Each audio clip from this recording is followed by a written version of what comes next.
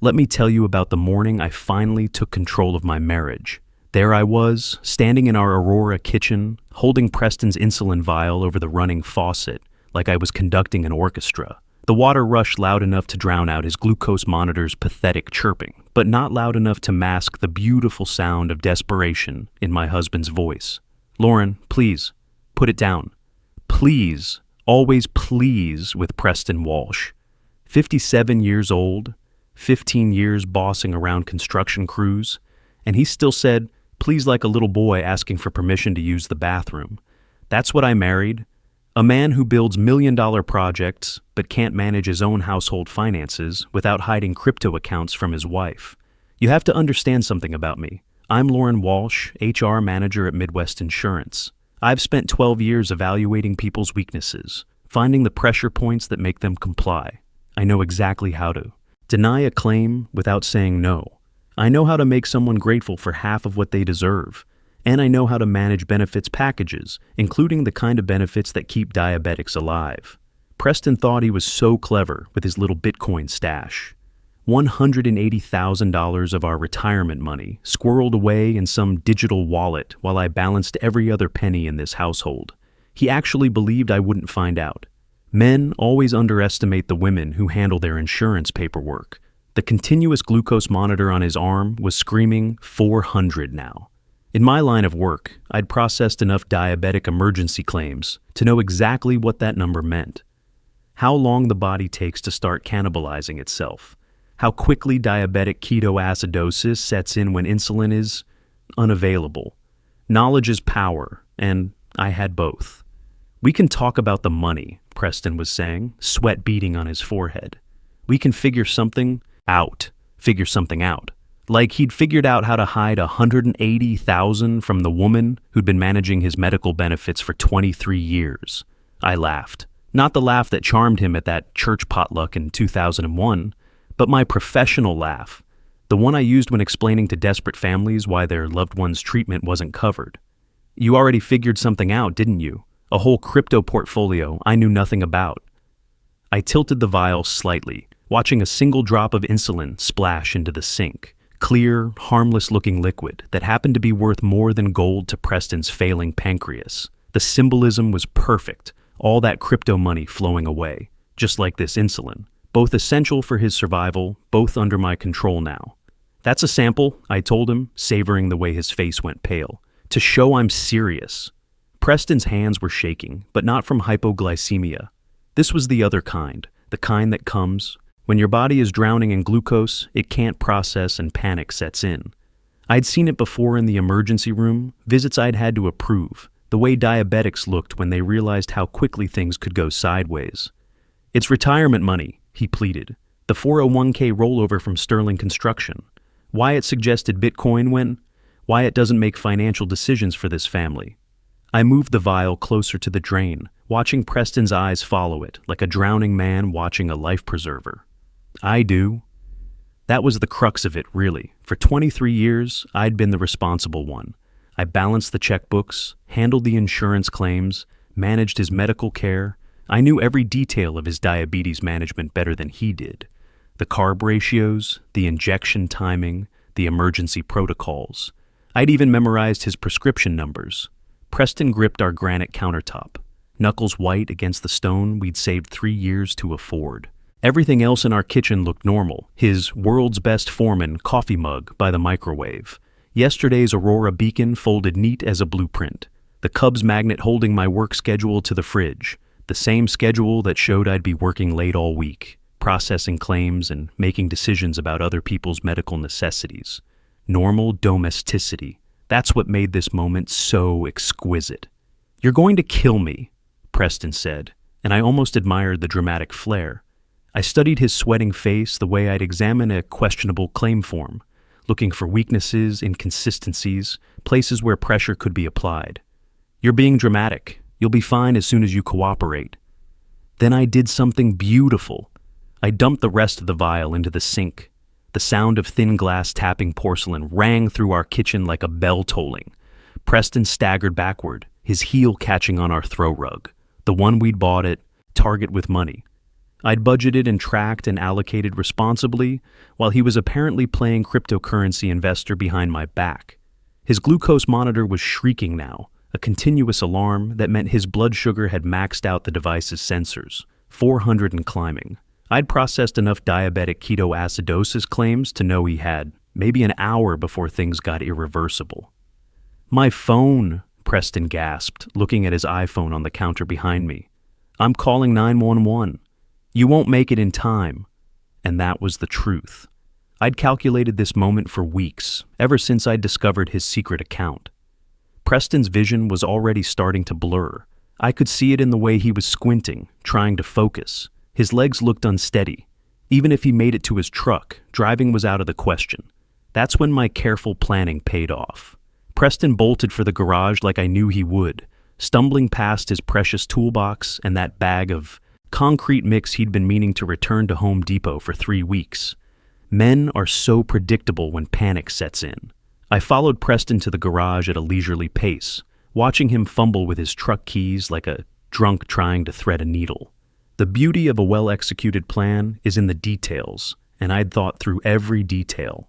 By my calculations, Preston had about 45 minutes before his blood sugar sent him into a diabetic coma. Plenty of time for him to come to his senses and give me that password. What I hadn't calculated on was Wesley Brooks. That meddling retiree from 2 houses down appeared in our driveway like some guardian angel pharmacist, all concerned neighbor energy and professional medical knowledge. 63 years old, should have been inside watching the morning news instead of inserting himself into my carefully orchestrated domestic intervention. "Preston, you okay, buddy?" From my position in the garage doorway, I watched Preston try to answer and fail. His blood sugar was spiking beautifully. I could see it in his pale, sweating face, the way his hands trembled as he gripped the steering wheel. This was exactly how diabetic emergencies were supposed to look, according to the hundreds of claims I'd processed over the years. Wesley took one look at Preston's condition and went into full pharmacist mode. "Diabetic?" he asked, like he was conducting a medical assessment. Preston managed a nod. "Insulin ran out?" And there it was, the moment my careful plan started unraveling. Preston shook his head, unable to explain the complexity of what had just happened in our kitchen. "How do you tell your neighbor that your wife strategically withheld your life-saving medication as a negotiating tactic?" Wesley didn't ask for details, which was unfortunate for my position. He just ran to his car and returned with an emergency insulin pen. The man kept medical supplies in his vehicle like he was running a mobile pharmacy, apparently. "Get it in you, now." I wanted to intervene, to explain that this was a private family matter, and Wesley should mind his own business. But that would have looked bad.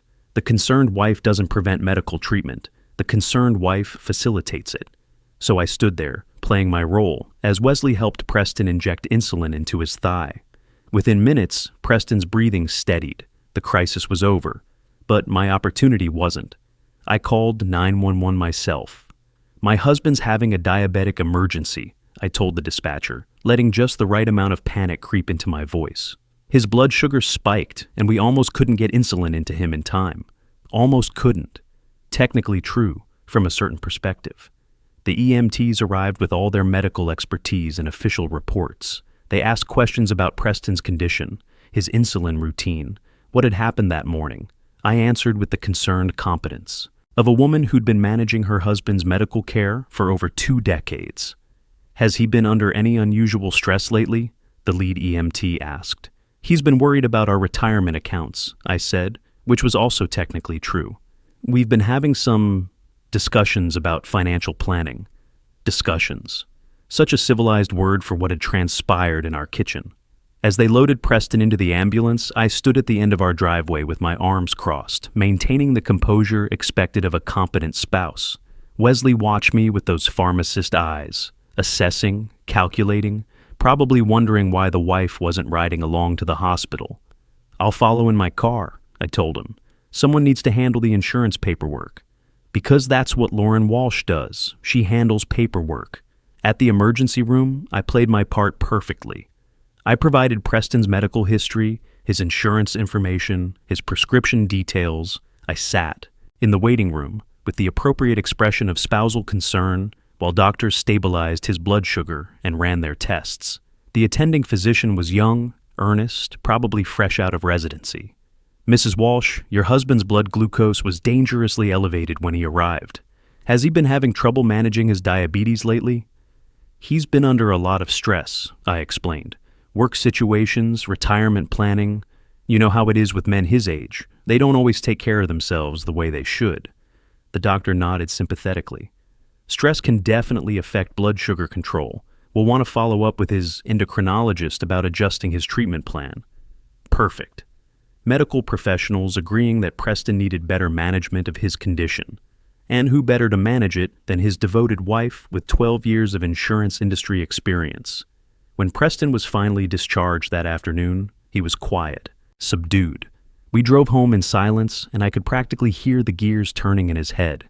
He was probably thinking about the crypto account, about the insulin, about how close he'd come to a diabetic coma in our own garage. But Preston Walsh wasn't a stupid man, despite his recent financial deceptions. He understood leverage when he saw it. He understood that his survival depended on cooperation, and cooperation depended on giving me what I needed. That night, while he slept fitfully beside me, I checked our accounts. There it was. A $500 transfer from his crypto wallet to our joint savings.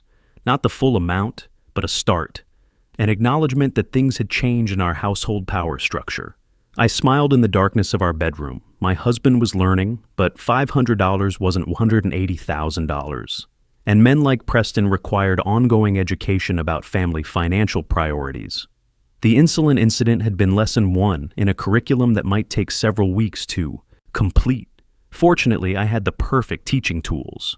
I understood Preston's medical vulnerabilities better than anyone. I knew his routines, his supplies, his backup plans. Most importantly, I knew exactly how to manage his care in ways that encouraged better decision-making. The next morning, I made coffee and toast like nothing had happened. Over the next week, I perfected the art of concerned medical supervision. Every morning, I'd ask Preston about his blood sugar readings, with just the right mix of wifely care and professional assessment. "How are your numbers this morning, honey?" Like I was conducting a benefits review. The beautiful thing about managing someone's medical care is how reasonable it sounds. Preston needed better glucose control. That was medically documented now. And who better to provide oversight than his devoted wife with extensive healthcare industry experience? I started helping him organize his insulin supplies, consolidating his backup pens for efficiency, suggesting he keep his medications in the kitchen where I could monitor expiration dates. Preston went along with it because arguing with your wife about medication storage sounds unreasonable, even paranoid. But I could see him watching me now. The way his eyes followed my movements when I handled his medical supplies. How he'd casually check his blood sugar more frequently when I was around. Preston Walsh was learning to be careful, which meant he was learning to be afraid. Perfect. The $900 transfer appeared in our account 3 days later. Again, not the full amount, but progress. Preston was negotiating the only way he knew how, in small concessions, hoping to satisfy me without surrendering complete control. Classic male behavior when faced with a superior strategic position. I decided to escalate the lesson plan. "You know," I said over dinner that Thursday, cutting my meatloaf with the precision I used to dissect problematic insurance claims. Couples our age should really think about power of attorney arrangements. Preston's fork paused halfway to his mouth. "What kind of arrangements?" "Health stuff," I said casually. "You know, if someone couldn't make decisions for themselves, with your diabetes getting harder to manage." I let the sentence hang there, unfinished but clear. Preston's glucose had been running higher since our kitchen conversation. Stress affects blood sugar control. It's medically documented. And chronic high blood sugar affects cognitive function, decision-making capacity, judgment. The medical terminology was all there if we needed it. "I'm not incapacitated," Preston said, but I heard the uncertainty creeping into his voice. "Not yet," I replied, and smiled. That night, I heard Preston get up to check his blood sugar twice. The second time, he stood in the bathroom for almost 10 minutes. When he came back to bed, he was holding his phone, probably looking up something about diabetes management or power of attorney law, or whatever men research when they finally realize they're outmatched, Let him research. Knowledge without power to act on it is just anxiety in disguise. The next morning, I made my move on his phone access. Mine's acting up, I told him, holding up my perfectly functional device. I need to check something for work. Can I use yours?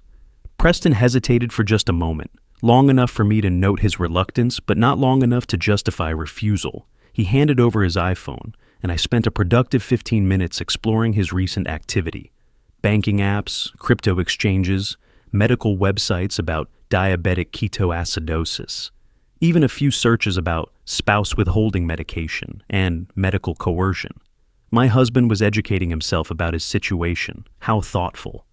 You really should be more careful with passwords, I told him when I returned his phone. Security is so important these days. That night brought another transfer. It was $200 this time. We were making progress, but Preston was still trying to maintain some financial independence. Men always resist complete surrender, even when surrender is clearly in their best interests.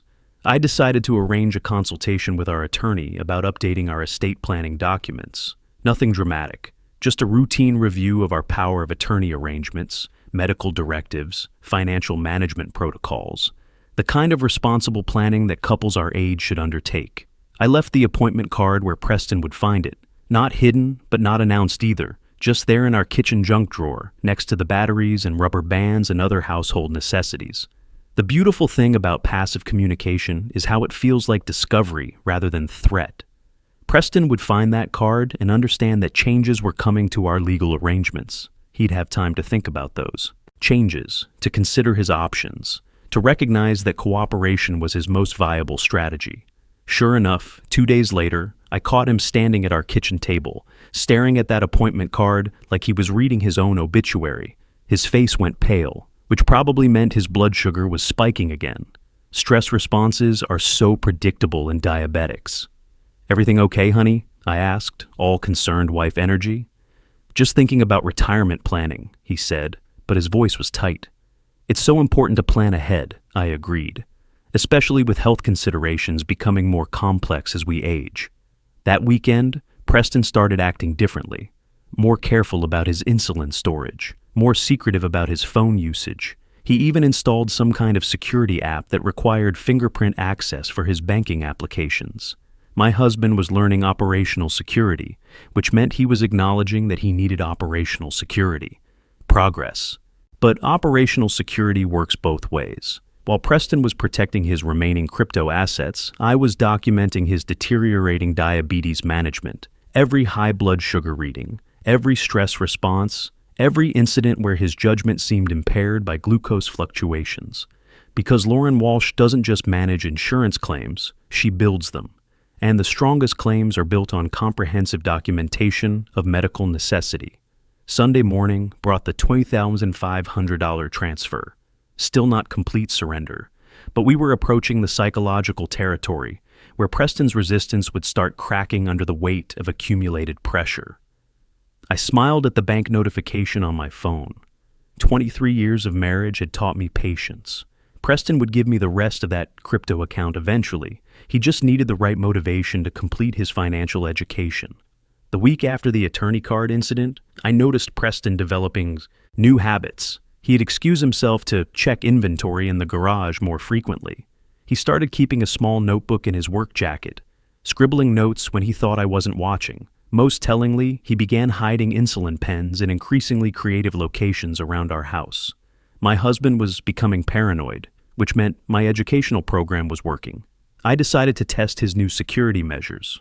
Wednesday evening, while Preston was in the shower, I conducted a casual inspection of our refrigerator. His primary insulin supply was still there, properly stored, but I noticed he'd reduced the quantity. Either he was using more insulin than usual, or he was stockpiling backup supplies somewhere. Interesting. Preston was learning to think strategically about resource management. I found the first backup pen taped behind the crisper drawer. Clever hiding spot. Someone would need to completely empty the vegetable drawer to discover it. I left it undisturbed, but made a mental note. Knowledge of his hiding places was more valuable than confiscating his supplies. For now, the notebook was easier. Preston kept it in his jacket pocket, but men are careless about security when they think they're being clever. While he was outside talking to Wesley Brooks about some construction project, I took a few photographs of his recent entries. Fascinating reading. Preston was documenting our conversations with timestamps and direct quotes. Lauren suggested power of attorney consultation, Tuesday 10 a.m. appointment. Asked about checking something on her phone, stayed on device 15 minutes. Mentioned security importance when returning phone. My husband was building a case file against his own wife. The irony was delicious. Preston Walsh, construction foreman, was using the same documentation protocols I use for insurance claim investigations, except he was investigating me, and I was the one with professional experience in building. Bulletproof documentation. I photographed every page, then returned the notebook to his jacket pocket. Let him think his little investigation was secret. Meanwhile, I'd be documenting his documentation, building my own case file about his deteriorating mental state and compromised decision-making capacity. Thursday morning brought the revelation that changed everything. I was reviewing Preston's recent medical claims when I noticed something interesting in his endocrinologist appointments. Dr. Martinez had noted patient reports increased stress, difficulty with glucose control, requests letter regarding insulin dependence for legal purposes. Legal purposes. My husband had involved his doctor in whatever scheme he was planning. Preston was building medical documentation to support some kind of legal argument about his insulin dependence, probably consulting with attorneys about spousal medical coercion or some equally dramatic legal theory. This required escalation. I scheduled my own appointment with Dr. Martinez, not as Preston's wife seeking information. That would violate medical privacy. Instead, as Lauren Walsh, insurance benefits coordinator, requesting clarification about a complicated diabetes management claim. Dr. Martinez was professional but cautious. I can't discuss specific patient information, Mrs. Walsh. Of course not, I said smoothly. I'm just trying to understand the medical necessity documentation for ongoing insulin therapy. We've been seeing some unusual patterns in diabetes-related claims lately. I dropped enough insurance industry terminology to establish my professional credibility, then asked the right technical questions about insulin dependence, cognitive effects of poor glucose control, and medical decision-making capacity in diabetic patients. Dr. Martinez, like most physicians, was happy to discuss general medical principles. By the end of our conversation, I had a clear understanding of the medical framework surrounding Preston's condition, and more importantly, the framework surrounding diabetes-related cognitive impairment. Chronic hyperglycemia can definitely affect judgment and decision-making, Dr. Martinez explained. Patients sometimes make financial or personal choices they wouldn't make with better glucose control. Perfect. Friday evening, I implemented the next phase of Preston's education. I found him in the garage, pretending to organize his tools while actually photographing serial numbers on his insulin pens. My husband had become quite the amateur investigator. Preston, honey, we need to talk about your blood sugar management. He looked up guiltily, like I'd caught him stealing. What about it? Dr. Martinez called about your recent lab results, I said, which was technically true. I had spoken with Dr. Martinez, though not about lab results. He's concerned about your glucose control affecting your judgment. He suggested we consider more structured medication management. More structured how? Well, I have experience with medical compliance protocols from work. Maybe I should take more active role in managing your insulin administration, making sure you're taking the right amounts at the right times. Preston's face went white. I can manage my own medication. Can you? I asked gently. Your numbers have been all over the place lately, and some of your recent financial decisions, I let the implication hang there. My financial decisions are fine. Are they, honey? Hiding $180,000 in cryptocurrency without telling your wife? That doesn't sound like the careful decision-making of someone with good glucose control. Preston stood there in our garage, holding an insulin pen, like it was evidence in a criminal trial, realizing that his own medical condition could be used to question his financial competence. The beauty of a well-constructed argument is how it turns the victims and strengths into vulnerabilities.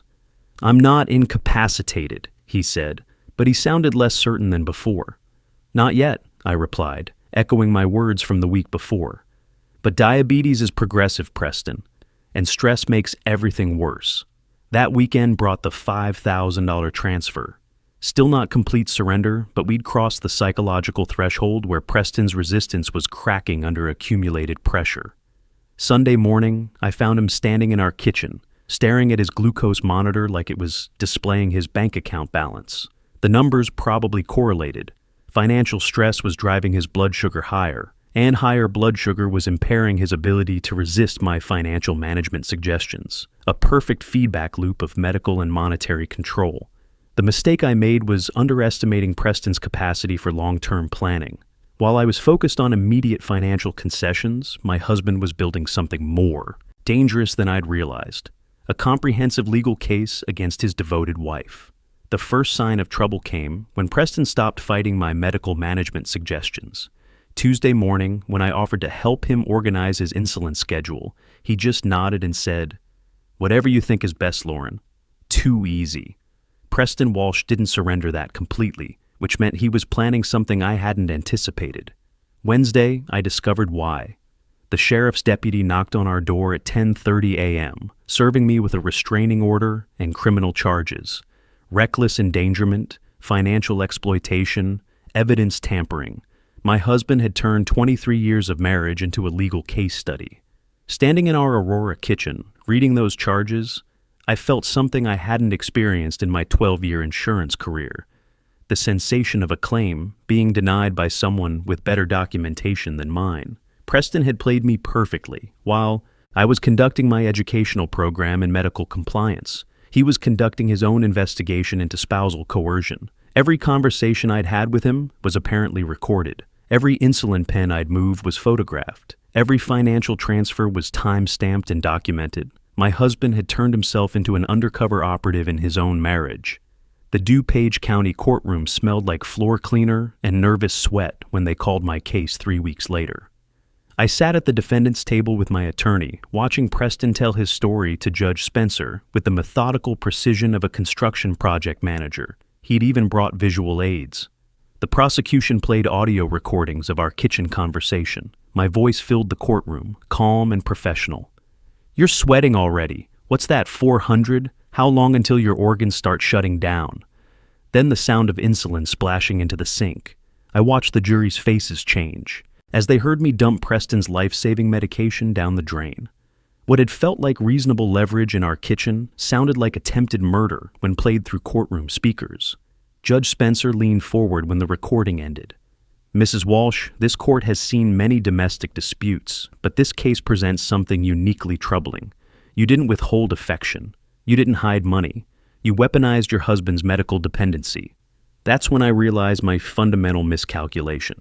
I'd treated Preston's diabetes like an insurance claim, something to be managed and manipulated for optimal outcomes. But the legal system saw it differently. They saw it as attempted homicide with a medical device. "Your professional background in healthcare benefits," Judge Spencer continued, "makes your actions more culpable, not less. You understood exactly what you were doing when you withheld insulin from a type 1 diabetic." The irony was perfect. My expertise in medical claims, the knowledge that made me so effective at controlling Preston's care, was the same expertise that made my actions criminal rather than merely domestic. I started crying then, not from remorse, but from professional frustration. I'd built the perfect system of spousal compliance, only to discover that perfection itself was evidence of premeditation. The financial records came next. Screenshots of every crypto transfer, time-stamped to correlate with my escalating medical management tactics. Preston had documented my educational program so thoroughly that the prosecution could present it like a case study in systematic coercion. Even my conversation with Dr. Martinez was there, recorded by someone who understood that healthcare professionals sometimes reveal more than they intend when they think they're talking to another professional. The defendant's pattern of behavior, the prosecutor explained to the jury, shows sophisticated understanding of medical vulnerability and financial pressure. This wasn't an emotional outburst. This was calculated exploitation of her husband's life-threatening condition. Calculated? That word stung because it was accurate. Everything I'd done was calculated, methodical, professional. I'd approach Preston's non-compliance like any other insurance problem. Apply pressure until the claim is resolved in the company's favor. But marriage isn't insurance, and husbands aren't claims to be managed. When Judge Spencer read my sentence, 2 years suspended, 5 years probation, mandatory surrender of any medical decision-making authority over Preston, I understood that my educational program had taught the wrong lesson. I'd taught Preston that survival sometimes requires betraying the person who's betraying you. Sitting in that courtroom, watching my husband collect his legal vindication like a construction project completion bonus, I realized something that my 12 years in insurance had never taught me. Control is only effective when the person being controlled believes they have no other options. Preston Walsh had simply found better options. The divorce papers arrived 6 weeks later. Preston had moved into a one-bedroom apartment near Naperville, filed for dissolution of marriage, and requested division of all marital assets, including the cryptocurrency account I'd worked so hard to access. In the end, my attempt to control $180,000 in hidden assets cost me half of everything else we'd built together: the house, the retirement accounts, the life insurance policies I'd managed so carefully, all subject to equitable distribution now that Preston was free to make his own financial decisions. I'd turned a marriage into a business transaction and discovered that my husband was better at business than I'd realized. The final transfer from Preston's crypto account wasn't to our joint savings. It was to his new, individual account, protected by court order and legal precedent. Sometimes the best education comes from being taught a lesson you never intended to learn. There's a difference between managing someone's life and controlling it, and that difference is usually measured in felony charges. Control dressed up as care is still just control, and people will only accept it until they find a way to make you stop.